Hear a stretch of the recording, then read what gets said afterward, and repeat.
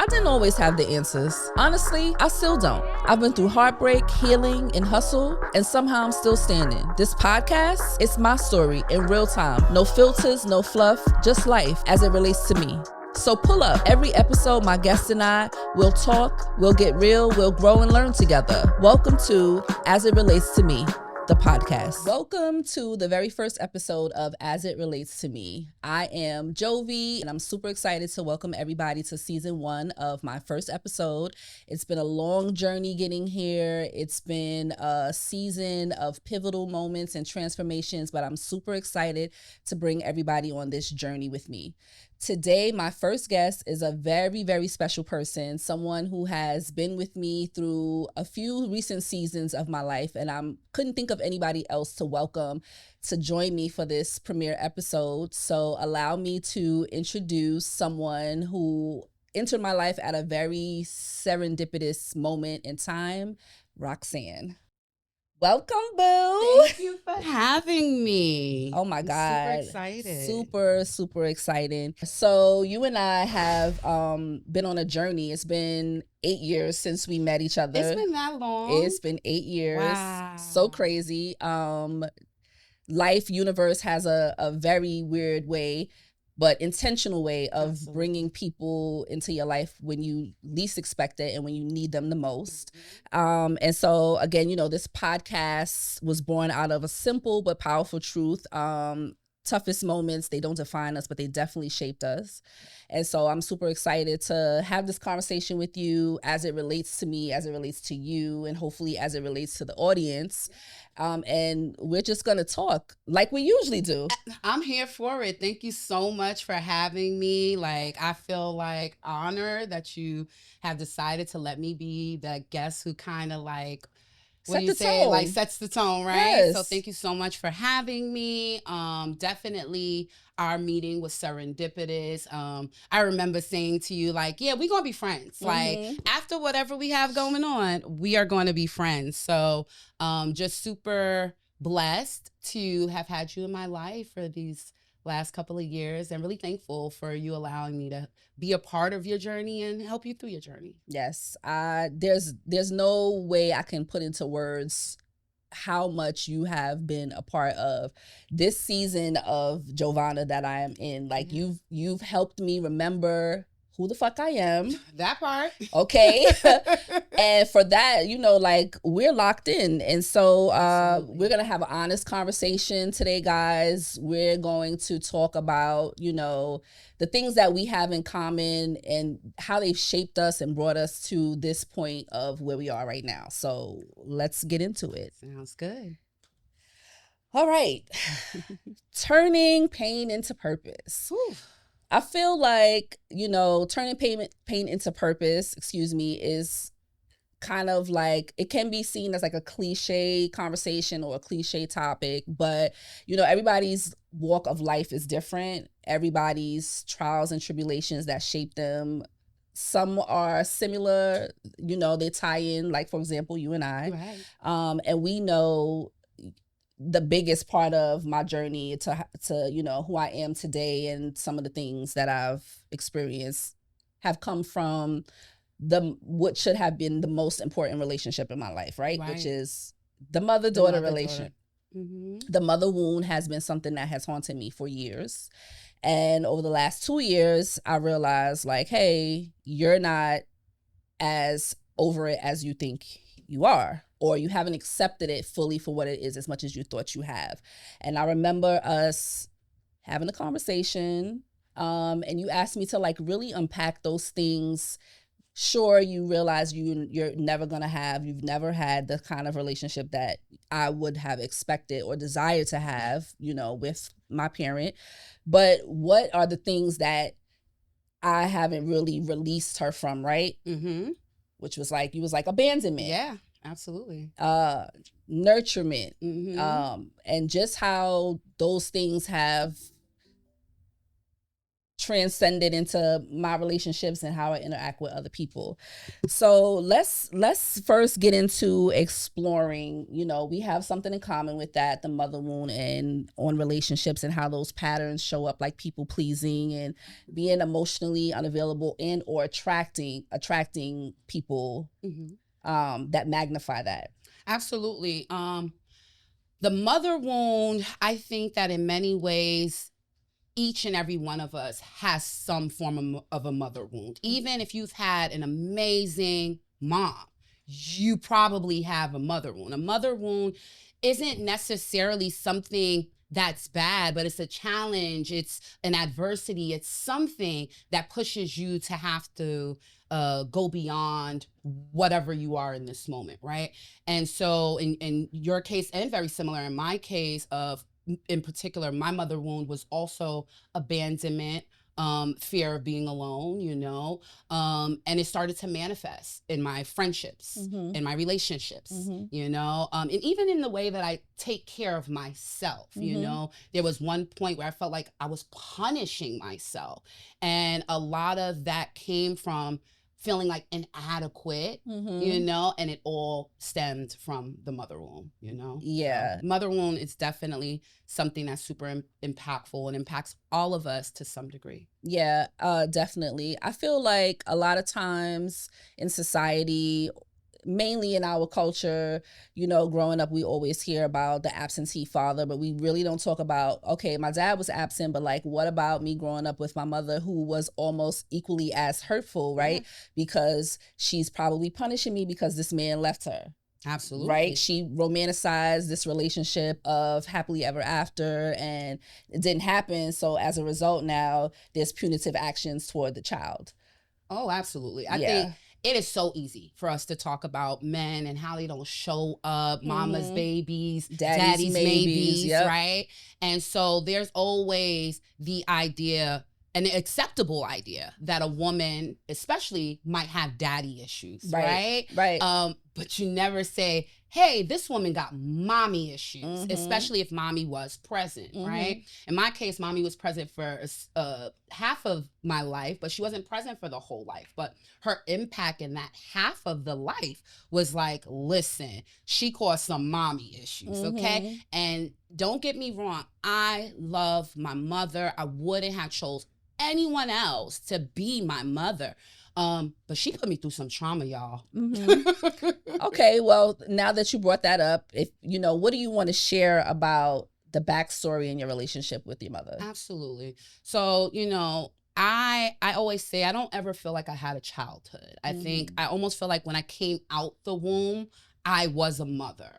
I kind of mothered my mother. My mother struggled with drug addiction and alcohol abuse. And so at a very young age, I was responsible for taking care of my mom and my 3 younger siblings. And my dad also struggled with addiction. So there was never really a point in my life that I remember being just a child, just a kid. I was always responsible for someone, and a grown adult. An adult at that, And so that was like really hard, but I definitely don't believe I would be who I am today. I agree. Had I not had those experiences. So the trauma strengthened me. Okay. It made me more resilient. And interestingly enough, it made me more compassionate, because in order for me to love my mother through the trauma, through the abuse, emotional and physical at times, I had to understand that no one's perfect, not even my mother, and be able to love her in spite of her flaws. And that brings a certain kind of compassion to the person. It could also bring a lot of anger and resentment to a person. Right. But with great healing, it brought me a lot of compassion. So even though there was a lot of trauma, I would say there was a lot of positives that also came out of my experience with my mom. Yeah, it's so crazy how much like we have in common, 2 different walks of life. Like there's an age gap between us. We're 7 years apart, but like our story is so uncanny. Yeah. And to your point of having an addicted parent, my dad was an addict, but I feel like he was the parent who was most present, and he made it his business to always instill certain principles and morals in me versus, you know, the other parent who I felt like the mission was for me to just always function in survival mode. And tell me about a pivotal moment in your life where you got to that space, right? Where you were just like, you know what, in spite of this is who God gave me as the parent. I don't understand, but I accept, and I'm not going to allow that to define me. Absolutely. Yeah. So for me, I find it so interesting that part of this conversation is the mother wound, because interestingly enough, the most impactful circumstances or situations that happen in my life deal with mothering or motherhood. And in some way even created fear of motherhood. So like for me, the two big pivotal moments, and they kind of full circle each other in a sense, is losing my mom. I lost my mom at 12 years old. I actually was the person to come in and see my mom there on the floor passed, you know? Wow. So that was, you know, kind of traumatizing for a 12-year-old to walk in and find your mom dead in your home, you know? So that was really rough, very challenging for me. And then it definitely caused some fear of motherhood, of course, abandonment issues, a lot of other things that stem from that. But when we talk about who I am in this moment, the full circle was I had a near-death experience with an ectopic pregnancy, which I don't know that we talk a lot about. And in that moment, that mother wound came right back around, right? I had no idea I was pregnant, but the idea of knowing that I could possibly, you know, bring life into this world, but also finding out I wouldn't be, really just kind of secured the nuts and bolts of this fear of motherhood feeling I have. Now I don't have that fear as much, but it definitely took a lot of work. So those two incidents I would say are the most pivotal, but absolutely these situations that have contributed to who I am today. Yeah. What about you? Because I feel like you've also experienced some really pivotal moments that have brought you to where you are, you know? I could probably write a book and then two more after that. Because I, you know, shout out to my uncle, Uncle Milton / pastor, godfather, who never fails to remind me that I could have been many things other than what I am now based on my upbringing and circumstances. I ain't gonna lie, like your girl could have been many places. I've survived, you know, like being homeless as a result of, you know, my parents just deciding like on any moment she want to fuck with me. Well, you got to get up out of here. Right. With a child, you know, my oldest daughter at the time, I think she was like 1. And I just remember, you know, trying to find somewhere to go and stay, which was not a proud moment, but I was like 21, 22 at the time. I've experienced so many things from that relationship that I kind of just like process, and like you, I would be like, well, you know what? That's my mother. That's who God gave me. At the end of the day, you know, what can I do about it? But then I really got to a place where enough was enough for me, and I had to protect my peace. And I struggled with that for a long time because I don't have any grandparents left. I don't have any siblings. My dad is, you know, gone. And so like, who wants to not have that relationship? Nobody. It's not ideal for anyone. No. But I really had to get to a place. And I would say even probably just like the last 2 years was really when I had to release and unpack, like we spoke about, and really picking apart those wounds. The wound was abandonment. The wound was neglect. Right. The wound was self-worth, and like, how am I showing up in other spaces and places and relationships that's being magnified, where I decided to take my power back. Yeah. And kind of just, you know, I can sleep well at night knowing that I've been nothing but a good daughter, and that's not on me. It's on her. Yeah. Not to cut you off, but I love that you said I had to take my power back, right? And you also kind of talked about like establishing boundaries.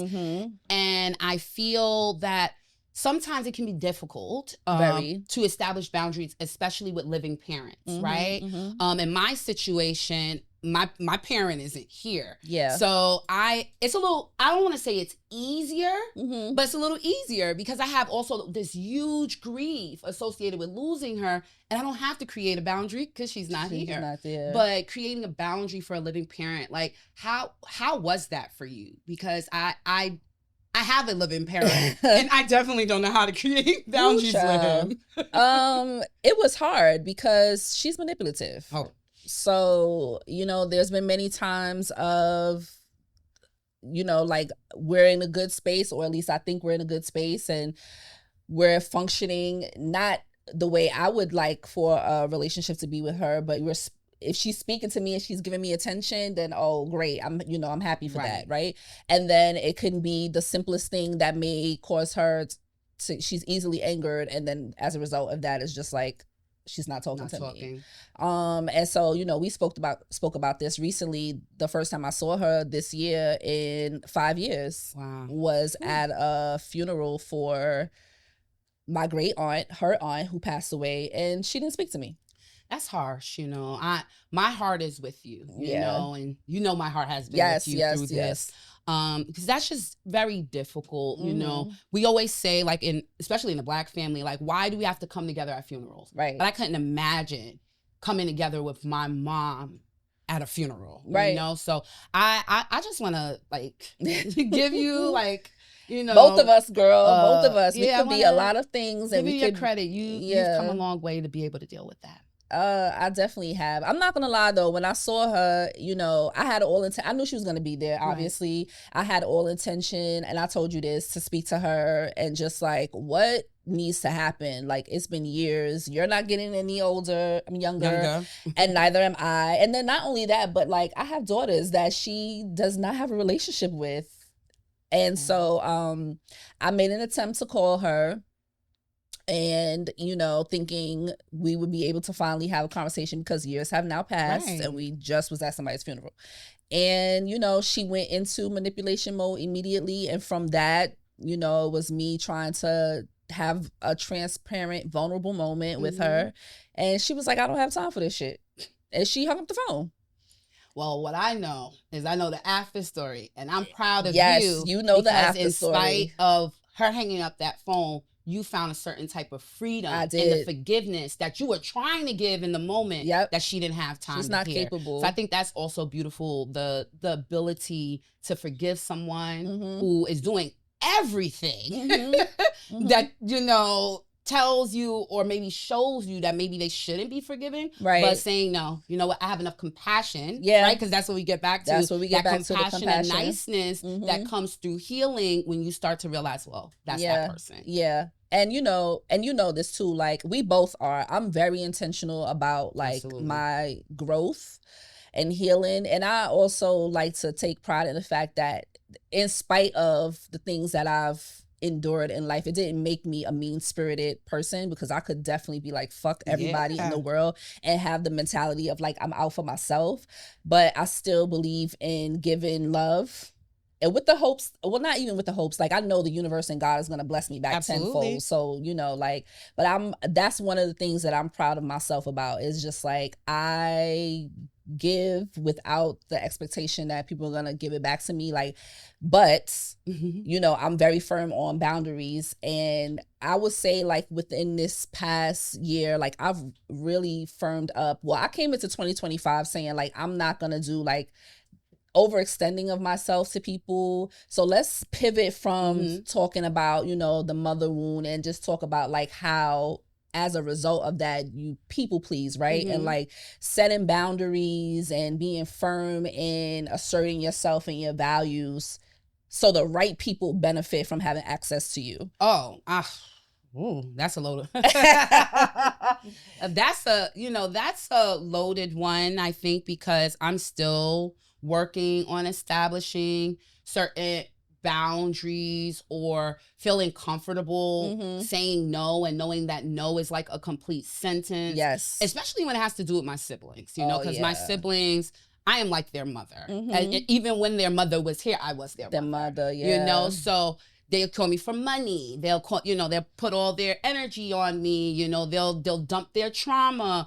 And sometimes I just want to say no. Yeah. But this desire to people please to a sense, but also to provide them with a sense of mothering that I know that I might not ever get, I tend to like overextend myself. And so interestingly enough, 2025 for me is about living a life of ease where I am super comfortable with saying no. Yeah. With anything that does not bring me peace, right? And people could say, oh, well, that's really selfish because everything in life is not meant to bring you peace. That's true. Okay. However, if it is disturbing you, if it's causing anxiety, if it's causing misery, it is never selfish. It has to go. It is never selfish to say no to that. If it causes a little discomfort, but the future reward is worth it, then okay. Yeah. Sit with the discomfort, push through. But if it is going to cause you misery,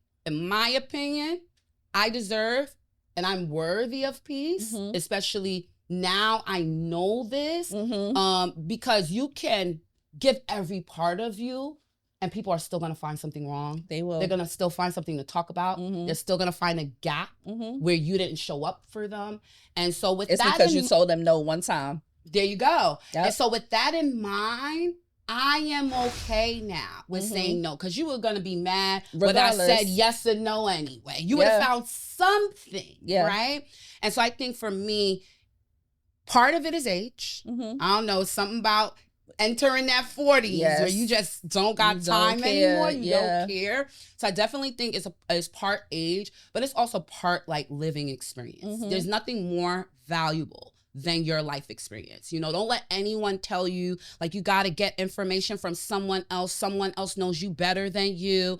Listen, I'm a professional reader and I do not know anyone better than they know themselves. You are the expert on yourself, and your life experience is truly what gives you wisdom to assist and help others in their lives. So that's really now how I get away from the people pleasing. It's like, no, I have wisdom now. I don't have to do Would that. you say that that's the tool that helped you to get to that space? Yeah, it was wisdom, but also it was learning the lessons within my challenge. That's really what it was. And sometimes we look at really bad things that happen to us and we're like, what?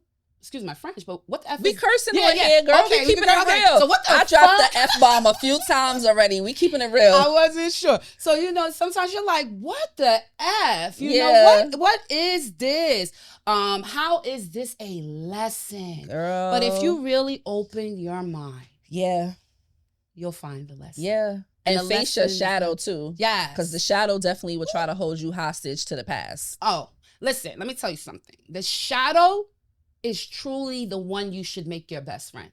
Because the being light or positive after a while can become very easy. Yeah. But being able to be in the light and still look at your flaws and hold hands and walk and say, well, hey, how can I leverage this flaw in a way that's positive? Right. Man, I mean, the shadow is really where it's at. Yeah, I agree. I feel like, as it relates to me, I spend a lot of time with self. Yeah. So, like I was in therapy last year. My therapist was, and I think I may have told this to you, that she feels like I spend a little too much time with myself.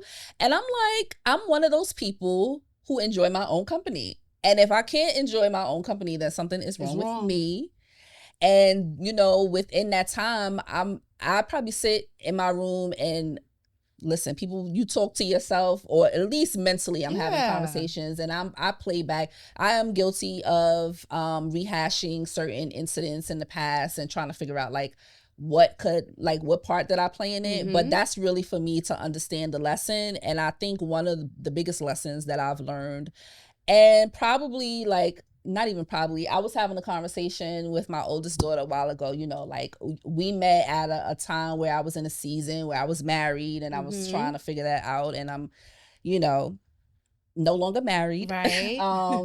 But I feel like I had lost myself along the way. And as a result of that, it was identifying the love that I thought that I had been accustomed to receiving from my parent, right? And associating that with like, well, if I'm asking somebody to do something and they're not doing it, but they're showing up this way, oh, they must still love me, right? Like, no. So I really had to get back to pouring into myself and rebuilding myself back, like I said earlier when we started, and you really helped to remind me of who the fuck I am. Yes, girl. Right? I'll do that. Yes, she will do that. I will do that. You need a friend that will do that. You need a friend. I will always remind you of your power, you know? For sure. And I feel like this year is the year that I'm back to unapologetically being myself. Like when I was pursuing, you know, my career and stuff like that in my 20s or whatever, I was unapologetically Giovanna. Yeah. I was after what I was after, and I wasn't taking no prisoners. Like I was cutting people off left and right that was in my way, and somewhere along the line I just got complacent with accepting bare minimum shit, and I'm not accepting that no more. And you don't have to. And I don't have to. And you don't have to. You don't have to. And you don't have to either. Okay? Yes. And that is one truth I'll definitely say I learned over the 40 years is you don't have to suffer and you don't have to be in pain.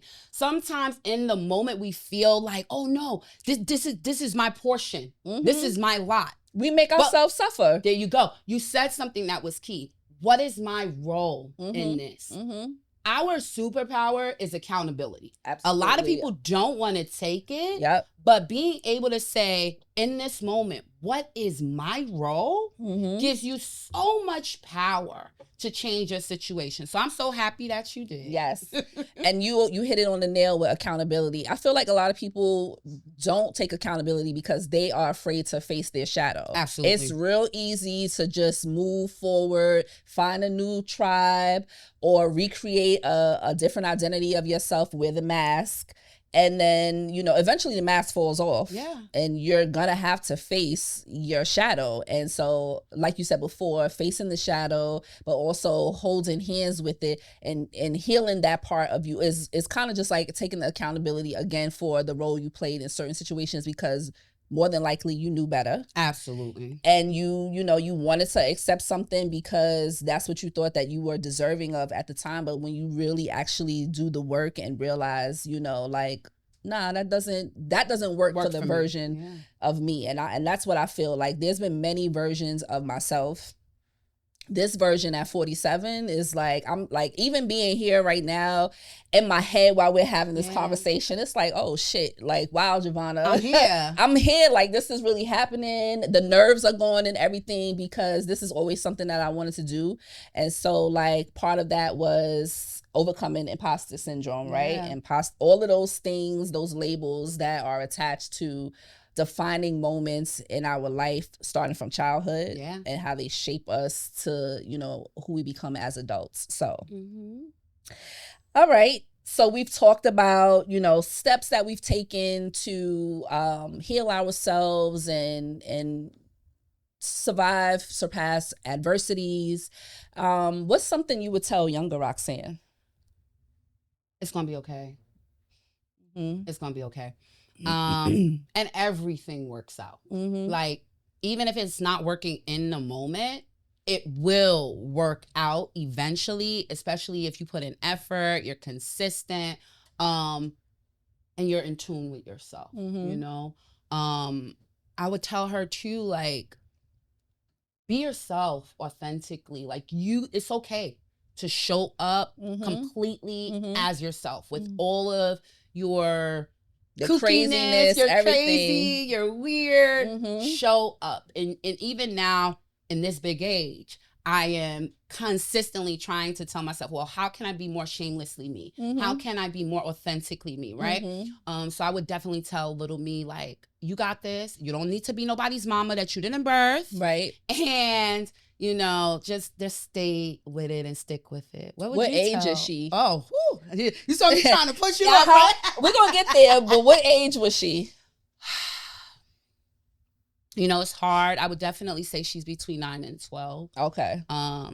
on the flip end, she's 12 and she's uncertain and unsure about everything that's going to happen in life because she's just lost her mom. And then on the other side, she's 9 and she's in the midst of taking care of a mom who is trying to get clean and being a support to raising her siblings. So I think I'm talking to the two versions of that's that an impressionable age too. Yeah, that time frame is very impressionable because she didn't think she could be herself. Like I think she felt like she had to fit in, or she had to find ways to be herself within the whatever label or group that was there, right? So it was like, okay, I'm part of popular girls or whatever, but I'm still taking care of the underdog. Right. I'm still hanging out with the nerds, right? But I'm so popular, you can't say anything to me because I could do whatever I want, right? Because I'm popular, right? But the reality was, did I really want to be popular? Probably no.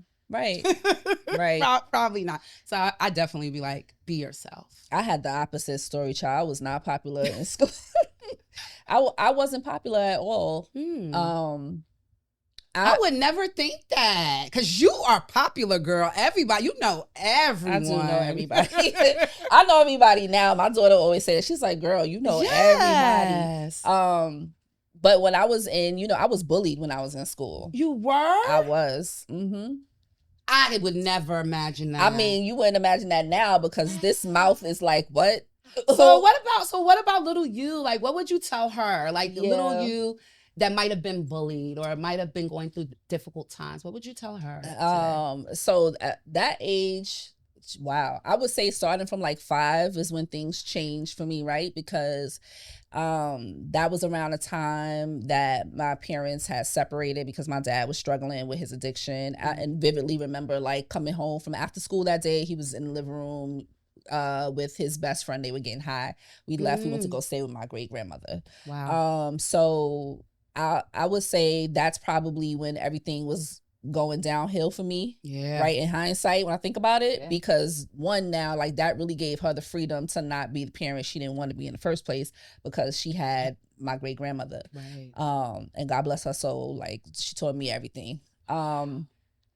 But when I got to junior high school, that's really when I started to get bullied. And I had the same group of friends, like from 2nd grade. We went all the way up to high school together. They were my friends, but I got picked on by, some girls that lived in my neighborhood. I was quiet, right? But I was quiet because I was dealing with shit at home. Right. So I'm not thinking about having to come to school and defend myself, and I definitely did allow myself to be punked or whatever, but then when I got to high school, then I started getting a little, I was acting out. Backbone. Yeah, I was acting out a little bit, but things were getting worse at home. So when I think back to probably maybe around the same age as you, I would say from 12 to 17 was hell. Wow.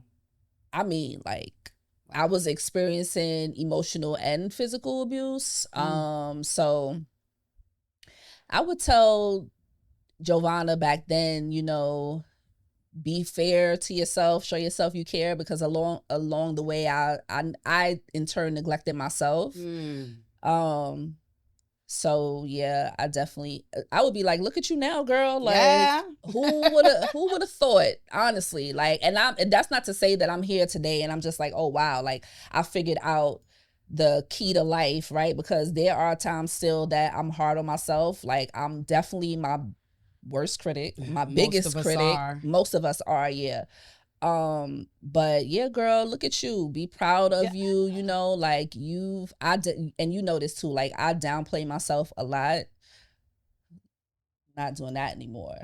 Done going forward. Yeah, 100%. Yeah, but look at you, little Giovanna. I talk to her all the time. I put her on my vision board every year. I do. I love that. Every year I put little Giovanna on my vision board, and I'm just like, how are we gonna? Last year I spent a lot of time with her in the summer. Wow. I got back to like doing all the things that I used to like, coloring, going to the park. Doesn't it like make you feel like lighter and more joyful and like less like restricted when you actually tap into like what you imagine like little you would find fun or little you would enjoy. Yeah. Because I like started coloring and I didn't know that I would find so much joy in coloring when I feel like really heavy. But it's really like lightening, you know? And I remember having meditation with little me and I was like, you know, what do you want to say to me? Like, I'm thinking she's gonna like tell me all these things I'm doing wrong. And she was like, do you still color? Right. She was more concerned about me coloring and just living life from a space of play. Yeah. Right? And I think sometimes living life from a space of play can help us deal more with our feelings of shame and guilt, you know? Yeah, I agree. But I think they're proud of us. I absolutely know they're proud of us. And they're probably on the other side playing. They probably playing together because you already know we like kindred souls. Listen. I be thinking about her. She calling me. She thinking about me. I'm calling her, right? It's so yes, definitely kindred. And they definitely are probably playing together. Yes, 100%. 100%. All right. Well, we're coming towards the end of the segment. You know, we talked about full circle moments. What's next? Like, as you are in this new chapter of unapologetically being yourself, you know, taking no prisoners, what's next? Oh, I definitely have a lot on the calendar. But two things that I'm really super excited about is I'm working on writing a book right now. Yes. Super excited about it. It's about like reprogramming your life and your mind for success. So I'm really excited. I'm one of her clients. I'm here to tell you. I'm really excited about getting that out there. And then the other thing I'm super excited about is continuing to scale and grow my program, my spiritual program, specifically my Soul Print coaching program, which I've had the opportunity to work with a couple of people and really see them grow and flourish. And so I'm super excited to like put that out there more and take on more people, because at one point I just didn't want the responsibility. It's a lot, you know, to really help people, you know? But I'm excited and I'm ready and I feel like I have the bandwidth. I'm excited. I'm always excited when you introduce a new project or idea. I'm like, thank you. How can I support? I appreciate Let's go. I appreciate it. How are you staying grounded within all of that? Like when you think about everything that's been compounded into your life experience and how you're showing up today, like how are you staying grounded? Stopping. Yeah. When I am overwhelmed, when I'm anxious, when I don't know what to do, when I'm confused, when I lack clarity, I just stop. And I know some people might say, well, I just can't stop. I can't just stop. No, I literally just stop. I stop thinking about an answer. I stop thinking about a way to solve it. I stop and I just be present. And in practice for me, what has happened is if I stop and I be still within a couple of hours or sometimes a few days, I have an answer. I have a next step. I have something to get me out of my funk versus distracting myself, confusing myself, creating and putting more doubt into myself. I just stop. Yeah. And I swear it is a life-changing It's freeing, hack. right? It's freeing. It's a life-changing hack. Like literally I started it last year. Okay. And yeah, it's my thing now. I stop. So would you say that that's your mantra and your thing that you live by? Well, if you had to tell them out there, what should they apply to their day-to-day? Well, I would say my mantra is God is good. All the time. God is, I know it might sound cliche, but when I was going through a lot of like negativity in my mind, a lot of like angry voices in my mind, I reprogrammed myself to say God is good every time that type of dialogue was going on. And so eventually there were times that I would just listen in my mind and it would be saying God is good. Programmed yourself. And I would know that maybe I was thinking about something negative, but I had programmed myself to push that out. So for me, it's not only that God is good, but God is invested, interested, and wants me to be good because he knows that I am worth it. So when I'm saying God is good, I'm actually talking about also the God in me that's connected to God and that I am good. I am good, right? So that is my mantra. That is what I live by. That's how I move through life, is that God is good and is invested in my good. Absolutely. Amen to that. Yeah. Yeah, for sure. What mantra are you living by these days? Oh, God. Definitely I give God thanks for everything. Like sometimes I make a joke. He's probably tired of hearing me call his name all throughout the day. I know he's not though, but at any given moment, I'm giving him praise because I just don't know what or where I would be without him. And I am a church kid, like grew up in the church, family churches. And it's nothing like actually knowing him and trying him for yourself versus like you grew up in the church and that's what you are expected is to just automatically. So when you actually have that relationship with him, and I just always want to, show up. That's it. Yeah. Show up and give my best. And I'll just remind myself every day when I get up and have a little self-talk, like, all right, girl, how we going to get it today? Or I ask God to use me for for his good for the day. Allow me to show somebody that he is able with me being proof. And just really staying focused on who I want to be as a person. Right? Yeah, just who's Giovanna? Like, I really had to get to know who Giovanna is. So that's how I'm staying grounded, pouring into myself, no less than I'm pouring into anybody else. Right there. You got to get from a cup of overflow. That's also a new thing for me. Yeah. Like, I was so used to giving to people, even if it meant that I was going to be on E. Depleting yourself. And now I don't go on E. Mm-hmm. Like, if my cup is not at the brim or about to overflow, I have nothing for you. Yeah. I can have something later. Right. But not right now. Yeah. Put self first. Yeah. Put yourself first. Absolutely. And, I think one of the things also to take away from this conversation, right, is I'm always big on like circumstances don't define you. If you're listening to us and you're hearing only a snippet of the experiences that we've had and how we got to this point right now, but your circumstances, they definitely don't define you and they shape you, but they help you find your purpose. And through purpose is how you leave legacy, you make impact, you pay God by how you treat other people. And so I hope from this conversation, some of you that are going to be watching, that know me, that know Roxanne, are probably going to be surprised by the things that we discussed. Mm-hmm. Hopefully we inspired you. Yeah. And just keep going. Like, never give up on yourself. Be forever evolving. Like, that is the journey of life. Mm-hmm. You get to reinvent yourself as many times as you want to. As many times as you want to. And no one can lock you into any version of you other than you. Yep. Because if you met me last week, you don't know me, because I'm not that person from last week. Okay. Not the same not person. The same. We are not the same. She different. Very different. Very different. Wow. We made it through the first episode, we sure girl. did. I'm so excited for this you. This is so crazy. I think this is going to be amazing for you. Thank you so much for having me here as one of your first guests. I feel so blessed. Well, first of all, let's even talk about, like, as we close out, how we landed on today, right? So today is the 25th anniversary from my dad's passing away. Mm-hmm. Shout out to my guy, Horace L. Jenkins, a.k.a. Blue, right here on this table. I never met him, but I know him. Very much. Our parents are on the other side together. They would with each other. They are. It's like, we can't even explain that to you.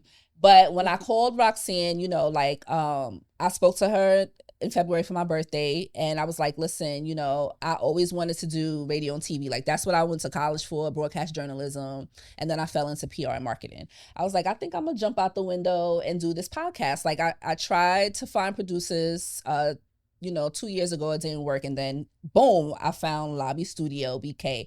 And I was like, let me reach out to them and see if they're taking on new clients, right? Came in, I had the intake session immediately. I was like, okay, this is it. Like, I meshed very well with Everett, one of the producers. And I said, Roxanne, I'm gonna plan to do a podcast and go into production. And I gave her some dates, and I was just like, what dates are you going to be available? And she was like, oh, I can't do this date. But I could do Saturday, April 26th. And immediately I was like, that's my dad's anniversary that he passed away. It's alignment. That is so true. I was saying like, no, not that one, not that one, but I could do that one. And so here we are on April 26th at Lobby Studios shooting season 1 first episode for As It Relates to Me. Such a blessing. And that is divine timing. So trust in timing, trust your journey, trust your story and how it unfolds. You'll be surprised because I would have never thought I was going to be here. Absolutely. All right. Well, I want to thank my sister, Roxanne, for joining us today As It Relates to Me podcast. Super excited that we got to embark on this first step for me. And I don't even know where it's going to take me, but I couldn't have imagined having anybody else here for it wasn't even a thought. Like when I came and if you ask E, he'll be like, well, who would your first guest be? And I was like, my girl, my life coach. Like that's it. So thank you so much. Like I'm gonna cry now. I'm trying not to get emotional. I'm just like we talk about it all the time. The way that you showed up in my life when I really needed it the most, and just like your guidance through, I've gone through a lot of phases that when I think back now, I'm just like, damn, like I was going through that like so many things were happening at one time. And a lot of times I would be like, all right, God, like, please take me off the list of the strongest survivors because I don't want to do it. But like, you've never hesitated to be like, if you need to talk, let's get on the phone. Like whatever you need, encourage me, inspire me, talk me off the ledge when I'm going crazy and doubting myself. And so like, it's like a full circle moment that we're here today at Lobby Studios and it's on passing of my dad's anniversary. That just lets me know that his hand is all on it. Is all over it. And I'm so grateful. Oh man, please don't take me there. I'm not trying to ugly cry because I am not a pretty crier. I do not want to be ugly. Girl, I got a tissue right here, but I'm serious. I don't want to be ugly crying. But his hands is definitely on this. God's hands is on this. I'll never forget us meeting, because in that moment of us meeting, God's hands was, on this. And I'm so proud of you. I'm very happy for you. I think that all things happen in perfect timing. And this is perfect timing. You can't rush it. Yes. Everything is as it should be. And so continue to, follow your heart's path. Yes. Okay. And continue to let God use you. Because part of this is a ministry. For sure. How we go out and inspire, advise, give encouragement. That is ministry in its own way. So I think this is your ministry and I'm very proud of you. I feel like it's going to be therapeutic. And of course I have my beloved grandparents here. I had to bring the ancestors in the room. Yes. Because we needed that energy. So, all right, guys. We can't do anything without their love and prayers, we right? Cannot. I hope you guys enjoyed this first episode. I'm looking forward to, bringing more real in-depth conversation, just not only about life, but real things that we experience. And you'll be surprised how many people you might watch this and be like, damn, I would have never thought, no. People are going through it. Yeah. And surviving and pushing forward. So thanks, guys. See you next time. Bye. All right, girls. So we are closing out this episode, this very important day, which is the anniversary of my beloved dad, Horace Louis Jenkins, on the 25th anniversary of his passing. And so with that said, I want to raise a glass to him and have a toast. Yes. And I want to thank him for the things that he imparted upon me that he probably in the afterlife is not realizing I'm still holding it with me today. And I hope that you are forever resting in eternal peace and that I have made you proud. And I love you and I miss you dearly. Cheers.